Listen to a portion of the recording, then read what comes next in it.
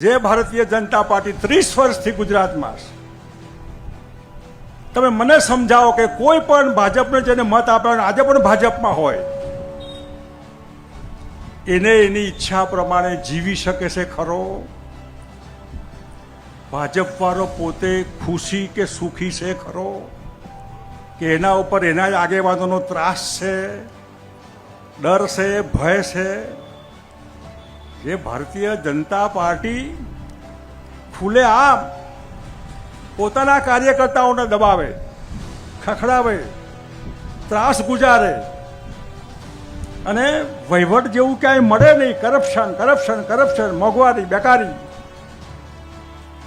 એવી ભારતીય જનતા પાર્ટી બાબા સાહેબ આપેલા બંધારણ પ્રમાણે એક પોલિટિકલ પાર્ટી છે. પાર્ટીઓ આવવાની જવાની, આપણે બધા કાયમ છીએ.